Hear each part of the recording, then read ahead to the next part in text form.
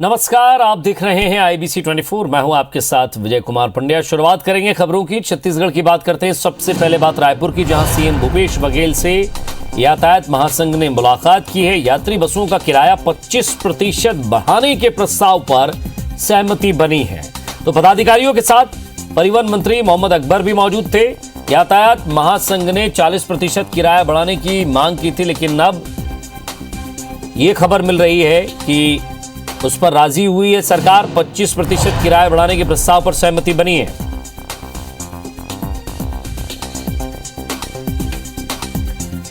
तो यात्री बसों का किराया बढ़ाने के लिए बातचीत हुई थी। यातायात महासंघ के लोग पहुंचे थे। 40% किराया बढ़ाने की मांग थी।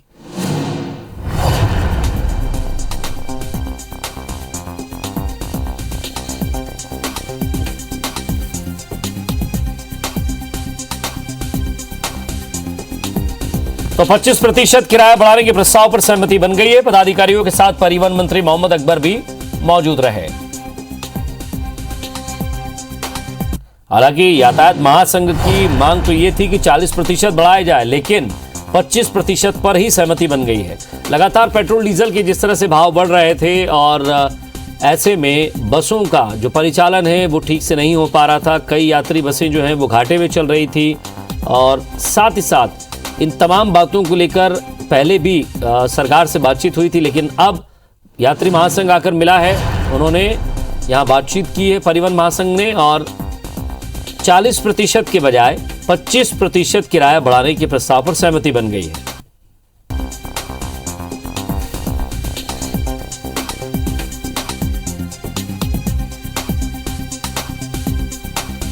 और ज्यादा बातचीत के लिए तहसीन जैदी हमारे संवाददाता हमारे साथ जुड़ गए। तहसीन, यातायात महासंघ के लोग जाकर मिले, यात्री बसों को लेकर बातचीत हुई। उन्होंने कहा कि लगातार जिस तरह से पेट्रोल डीजल के भाव बढ़ रहे हैं, उन्हें घाटा हो रहा है, ऐसे में परिचालन नहीं कर पा रहे हैं। और साथ ही साथ जो ड्राइवर और कंडक्टर है उनकी सैलरी निकालना भी मुश्किल हो रही है, क्योंकि कोरोना के बाद से आप देख रहे हैं लोग बसों का सफ़र कम कर रहे हैं, प्राइवेट गाड़ियां ज़्यादा इस्तेमाल कर रहे थे। लेकिन जिस तरह से लगातार पेट्रोल डीजल के भाव बढ़े हैं, उससे कहीं ना कहीं परेशानी बढ़ रही थी लगातार।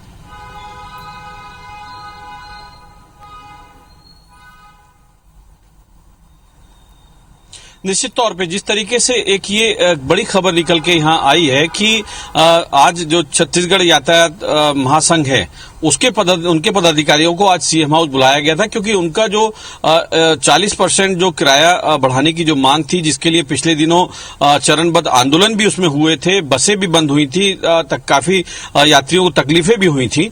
उसके बाद जो है आज अचानक उनको बुलाया गया, जिसमें छत्तीसगढ़ यातायात महासंघ के अध्यक्ष अनवर अली समेत जो उनके संरक्षक है प्रमोद दुबे और कई पदाधिकारी जो पूरे प्रदेश के हैं, राजनांदगांव, दुर्ग, रायपुर के, वो लोग भी वहां पहुंचे। और जो सीएम हाउस में उनकी मुख्यमंत्री भूपेश बघेल जी से के साथ बैठक हुई, काफी लंबी बैठक ये चली है। और उसमें जिस तरीके से इनके 40% की जो मांग थी बढ़ाने की, किराया बढ़ाने की, उसमें जो है 25% की सहमति बनी है छत्तीसगढ़ यातायात महासंघ के पदाधिकारियों का कहना है कि किराया जरूर बढ़ाया जरूर 25% है, लेकिन जो 40% की मांग थी फिर भी उन्होंने उसको स्वीकार किया है। और उसके बाद उन्होंने राज्य सरकार का उसमें धन्यवाद उन्होंने ज्ञापित किया है। और जिस तरीके से अगर अब प्रोसेस की अगर बात करें तो अब अभी जिस तरीके से सहमति बनी है, तो अभी जो 2 दिन बाद जो कैबिनेट होने वाली है उसमें ये प्रस्ताव जाएगा, और प्रस्ताव के बाद उसमें सहमति बनने के बाद ये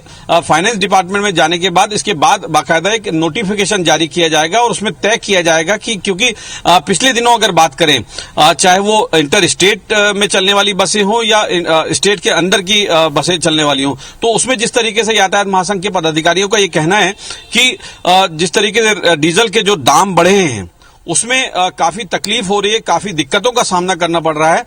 और उसमें जिस तरीके से जो कंडक्टर हैं, चाहे ड्राइवर हो, चाहे स्टाफ हो, उनकी वेतन निकालना काफी, क्योंकि किस्तें भी काफी मोटी उनकी आती हैं, तो उसको चुका पाना उनको काफी तकलीफदेह हो रहा था।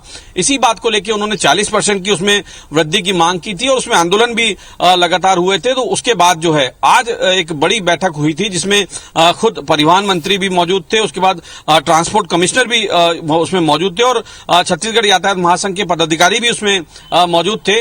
और उसमें यह सहमति बनी है कि 40% ना पूरा करते हुए उसमें 25% की सहमति जो है वो बन गई है और उसमें अब जो है ये प्रस्ताव कैबिनेट में पास होने के बाद उसमें जल्द नोटिफिकेशन की बात जिस तरीके से यातायात महासंघ के लोग हैं वो कर रहे हैं। और अब उन्होंने ये कहा है कि इतना भी जो बढ़ा है उसके लिए उन्होंने राज्य सरकार को धन्यवाद उसमें ज्ञापित किया गया। तो निश्चित तौर पे ये एक राहत भरी खबर इसको जो बस ट्रांसपोर्टरों को और जो यातायात महासंघ के जो लोग ट्रांसपोर्टर्स के लिए और यातायात संघ के लिए तो राहत भरी खबर है, लेकिन तहसीन जो डेली अप डाउनर्स हैं और जो इनका इस्तेमाल करते हैं और कोरोना काल के बाद नौकरी जाने के बाद या बिजनेस ठप होने के बाद जैसे तैसे वो घर चला रहे हैं, ऐसे में उनके लिए ज़रूर उनकी जेब पर थोड़ा भार ज़रूर होगा। बहुत बहुत शुक्रिया इस तमाम बातचीत के लिए।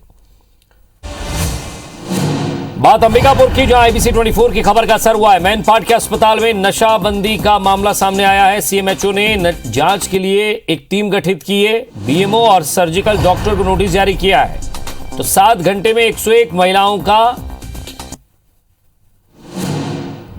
ऑपरेशन किया गया है। तो मैनपाट के अस्पताल में नसबंदी का यह पूरा मामला है, जहां CMHO ने जांच के लिए गठित की थी एक टीम।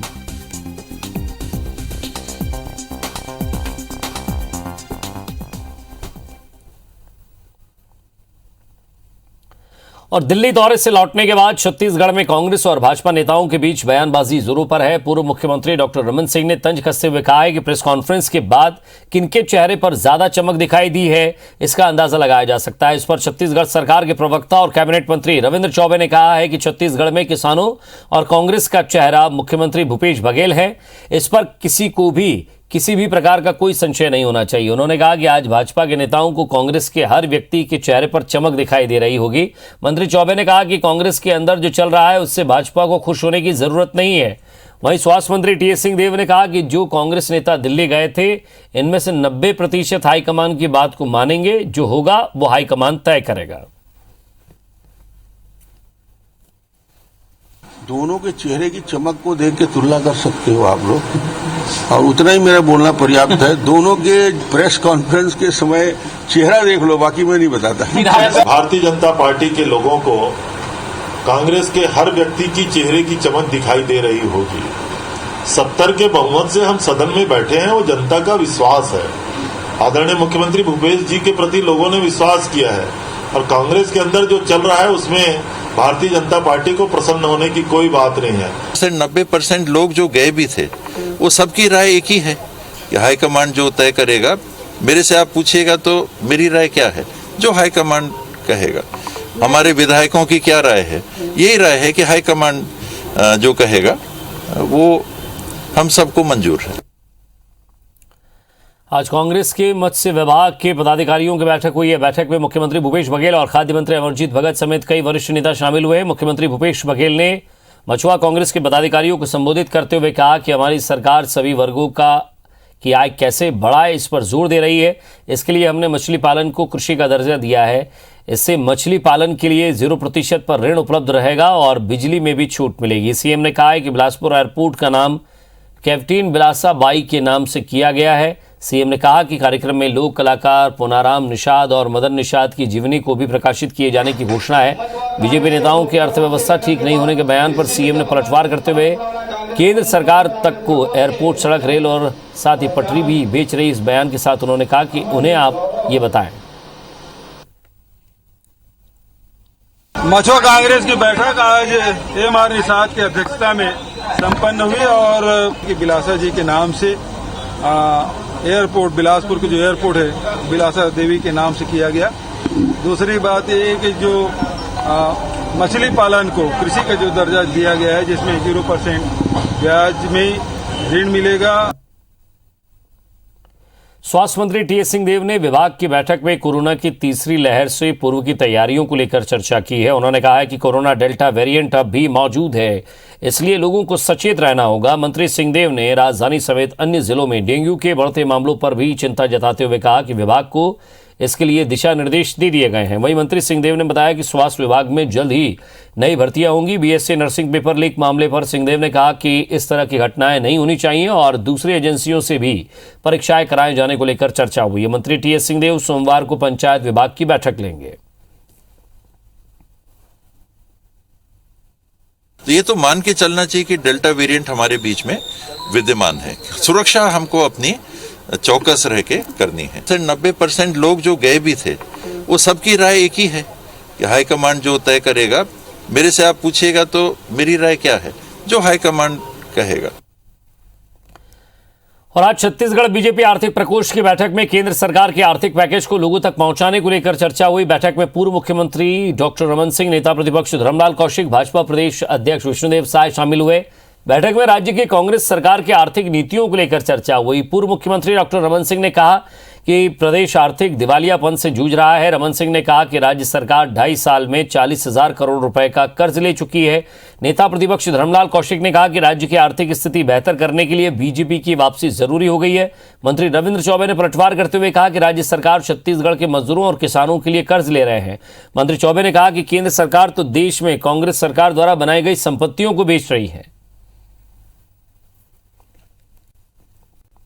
जिस प्रकार आर्थिक कुप्रबंधन की वजह से पूरा छत्तीसगढ़ जो आज दिवालियेपन की ओर है, केंद्र सरकार का पैसा तो पहुंच गया, राज्य सरकार का जो 40% मैचिंग ग्रांट है ना मिलने की वजह से 11 लाख आवास, इतना बड़ा नुकसान छत्तीसगढ़ को, गरीबों को हो रहा है कि सारी संपदाओं को रेलवे ट्रैक और रेलवे स्टेशन तक को बेचने का काम आदरणीय मोदी जी ने करने का जो निर्णय लिया है, ये उनके स्वयं की वित्तीय स्थिति को दर्शाता है। छत्तीसगढ़ सरकार की चिंता करने की जरूरत किसी को नहीं है। और राजनांदगांव जिला बीजेपी अध्यक्ष मधुसूदन यादव ने जिला अस्पताल का निरीक्षण किया और यहां की बदहाल व्यवस्था को लेकर राज्य सरकार पर गंभीर आरोप लगाए। मेडिकल कॉलेज को शहर के पंडरी क्षेत्र में नए भवन को शिफ्ट करने के बाद जिला अस्पताल के अस्तित्व को लेकर सवाल उठ रहे थे। स्थानीय जनप्रतिनिधियों ने सीएम से जिला अस्पताल के अलग संचालन को लेकर गुहार लगाई थी, जिसके बाद बसंतपुर के अलग से जिला अस्पताल का संचालन किया जा रहा है। लेकिन सुविधा के अभाव में मरीजों को नए भवन ही जाना पड़ रहा है, क्योंकि बसंतपुर जिला अस्पताल में डॉक्टर्स की कमी है। कि जिला अस्पताल का अस्तित्व आज के तारीख में समाप्त हो चुका है। मात्र 20 पेशेंट हैं, स्टाफ तो है लेकिन पेशेंट नहीं है। ना मेडिकल कॉलेज सही तरीके से चल रहा है और ना जिला अस्पताल सही तरीके से चल रहा है। डोंगरगढ़ को जिला बनाए जाने की मांग को लेकर बीजेपी शहर मंडल अध्यक्ष और निगम में नेता प्रतिपक्ष अमित छाबड़ा तथा पार्षदों ने मोर्चा खोल दिया। बीजेपी नेताओं ने प्रेस कॉन्फ्रेंस कर बताया कि प्रदेश के नेता से लेकर मंत्री तक मां बमलेश्वरी का आशीर्वाद के लिए यहां पहुंचते हैं। डोंगरगढ़ लोगों के लिए आस्था का केंद्र है, इसकी उपेक्षा करना धार्मिक आस्था को यहां ठेस पहुंचाना होगा। बीजेपी का कहना है कि जिला बनने से कार्य में प्रगति आएगी, जिसका लाभ डोंगरगढ़ वासियों के अलावा छत्तीसगढ़ वासियों को भी मिलेगा। मांग पूरी नहीं होने पर बीजेपी ने भूख हड़ताल की चेतावनी दी है। बीजेपी ने 2 दिन पहले सीएम भूपेश बघेल के नाम एसडीएम को ज्ञापन सौंपा था।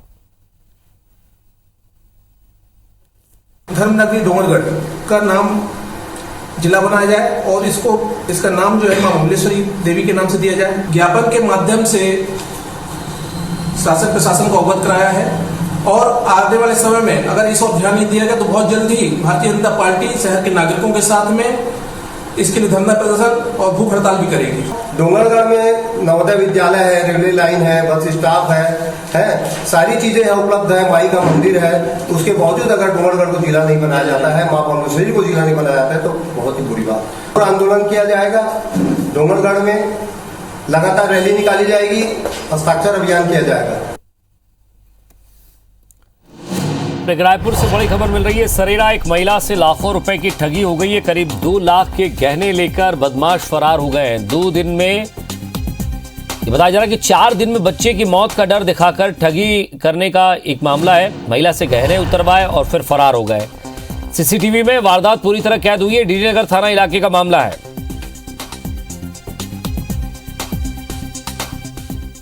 कपूर को मैं हरिद्वार से आया हूँ, तो हरिद्वार में आपके परिवार की सुख शांति के लिए जलाऊंगा, ऐसे करके बोले।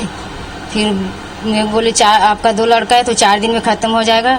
मैं जैसे बोल रही हूँ वैसे करो, आपका जो जेवर है वो निकाल के दो करके। मैं अपनी कान का और गला का दे दी। हमने जो गले में गहने पहने हुए हैं और कान में उसको दे के हमको दे दो।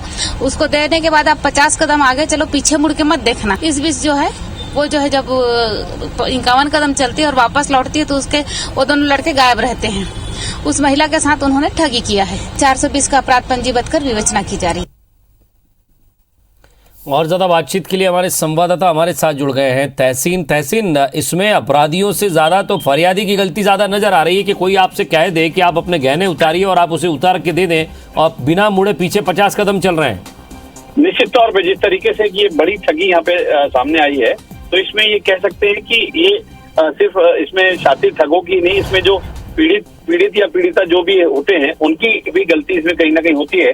अभी जिस तरीके से अगर बात करें तो ये डीडी नगर चौक की एक घटना बताई जा रही है। करीब ये 3:30-4 बजे जो दिन दाड़े सरेगा एक बड़ी वारदात ये अंजाम दिया है। उसमें ये बात सामने आई है कि अपने आप को जो हरिद्वार का सिद्ध साधु बताया है और दूसरा जो एक शातिर ठग इसमें आया है उनके पास में, पहले वाले ने उससे पता पूछा है, पता पूछने के बहाने उनको वहां रोका है वो, क्योंकि जो ये सरस्वती सोनकर है जो पीड़िता है वो अपनी भतीजी जो है फाल्गुनी के साथ में दवाई लेने जा रही थी, तभी ये घटना को अंजाम इन्होंने दिया और एड्रेस पूछने के नाम पे इनको रोका है। रोकने के बाद उन्होंने उनको 4 दिन के अंदर बच्चे मर जाने की बात उन्होंने कही है और नया घर बना रहे हैं, उसमें कुछ गड़बड़ी होगी ऐसी बातें करके उसमें अपने सम्मान में लिया है और लेने के बाद उस महिला को कहा है कि आपका दोष दूर हो सकता है अगर आप अपने जो पहने गहने वो दे दीजिए। उसके बाद उन्होंने उनको उतार के दिए और उतारने के बाद कहा है कि आप 50 कदम सीधे हनुमान मंदिर तक जाइए और वहां से वापस आइएगा तो हम आपको ये वापस दे देंगे। तो ये पूरी जो वारदात है, जब वो वापस आई है और आने के बाद उसको वहां नहीं मिले साथी ठग, तो ये कह सकते हैं कि फरार हो चुके थे। ये पूरी वारदात जो सीसीटीवी में कैद हुई है और इस पूरे सीसीटीवी में देखने पे ये पता चलता है कि सिर्फ 2 ही साथी ठग नहीं थे, ये 4 साथी ठग थे, क्योंकि 2 मोटरसाइकिल में उसमें दिख रहे हैं और वो जब महिला गई है तो दोनों जो साथी ठग थे वो अलग अलग मोटरसाइकिलों में बैठ के वो फरार हो गए। तो कुल मिला के कह सकते हैं कि राजधानी में जो शातिर ठग हैं इन्होंने अपना एक जाल फैलाया हुआ है। पिछले दिनों की अगर बात करें तो कोतवाली इलाके में भी एक बुजुर्ग महिला के साथ जो है जेवर उतरवाकर उनको पता पूछने के बहाने उनसे जेवर उतरवाया, उनके घर में कुछ अपशकुन होने की उनको भी भय दिखाया था। तो कुल मिला के अभी पुलिस जो है उसने मामला दर्ज कर लिया डीडी नगर थाना पुलिस ने और साइबर सेल की टीम उसमें लगी है जो शातिर ठग है, क्योंकि ये इस बात की आशंका प्रबल है कि ये बाहरी गैंग है। क्योंकि कुल मिला के जिस तरीके से यूपी और जो साउथ का एक गैंग होता है शातिर ठगों का, उसकी आशंका यहाँ पे ज्यादा नजर आ रही है। फिलहाल अभी जो शातिर ठग है वो पुलिस गिरफ्त से बाहर है। जी शुक्रिया तहसीन इस तमाम बातचीत के लिए।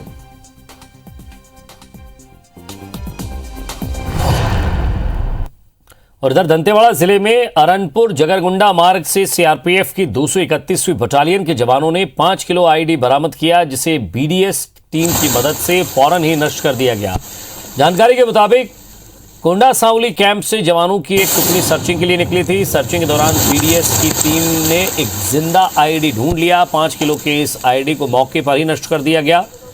आपको बता दें कि इस इलाके में नक्सलियों की गहरी पकड़ है। बीते 3 सालों में जवानों ने 100 से ज्यादा आईडी बरामद किए हैं।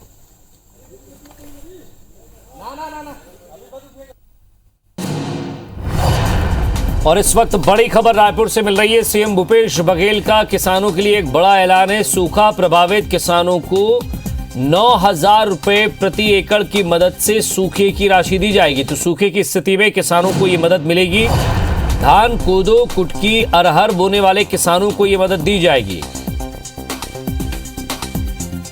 सौरभ सिंह परियार हमारे संवाददाता हमारे साथ जुड़ गए। सौरभ, लगभग 10 से ज्यादा ऐसे जिले हैं जहां कम वर्षा हुई है, सूखे की स्थिति है। फिलहाल राजस्व विभाग को भी कह दिया गया था योजनाओं के तहत सरकार मदद भी करेगी, लेकिन इस बार सीएम खुद कह रहे हैं कि धान, कोदो, कुटकी, अरहर बोने वाले किसानों को ये 9,000 रुपए की मदद दी जाएगी प्रति एकड़। बिल्कुल, देखिए मुख्यमंत्री भूपेश बघेल का एक बड़ा निर्णय है किसानों के प्रति। और जिस तरीके से खबरें आ रही हैं अभी लगातार मौसम न होने के कारण कई जिलों के ब्लॉकों में जो है पानी की स्थिति ठीक नहीं है, वहां पर सूखे की स्थिति निर्मित हो गई है।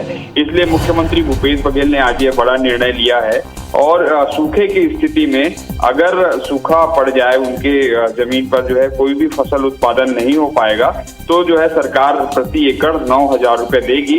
और स्पष्ट रूप से ये कहा गया है कि छत्तीसगढ़ की सरकार विपदा की हर घड़ी में किसानों के साथ खड़ी है। और जिन किसानों ने अभी खरीफ सीजन में धान, कोदो, कुटकी और अरहर की बुआई किए हैं और यदि बारिश नहीं होती और उसके अभाव में फसल खराब हो जाती है, चाहे उत्पादन हो अथवा ना हो, उन्हें सरकार प्रति एकड़ 9,000 रुपया देगी। और इससे पहले भी आपको मालूम है कि अगर उत्पादन होते भी हैं और किसान अपने फसल बेचेंगे, उसके बाद भी जो है इन किसानों को राजीव गांधी किसान न्याय योजना के तहत 9,000 रुपये प्रति एकड़ जो है दिया भी जाएगा। इसलिए सरकार ये पहले भी ऐलान कर चुकी है। और ये भी देखने को मिला है कि सूखा प्रभावित किसानों को भी जो है गिरदावरी सर्वे के आधार पर प्रति एकड़ 9,000 रुपए की मान से मदद की जाएगी। इससे पहले भी आपको याद होगा विजय कि राजीव गांधी किसान न्याय योजना के तहत राज्य सरकार 10,000 रुपए प्रति एकड़ किसानों को दे रही है। इसी तरीके से जो और अन्य फसलें हैं धान के अलावा, उनके उत्पादन पर जो है राज्य सरकार जो है 3 सालों तक जो है 9,000 रुपए भी प्रति एकड़ देगी। उस पे जो है फसलों को लेकर जो है कुछ जो क्राइटेरिया है कि कौन कौन से फसल होंगे। लेकिन अभी की बड़ी खबर यही है कि राज्य सरकार जो 9,000 रुपए सूखा प्रभावित किसानों को प्रति एकड़ देगी। शुक्रिया सौरभ इस तमाम बातचीत के लिए। और इसी के साथ फिलहाल इस बुलेटिन में इतना ही। नमस्कार।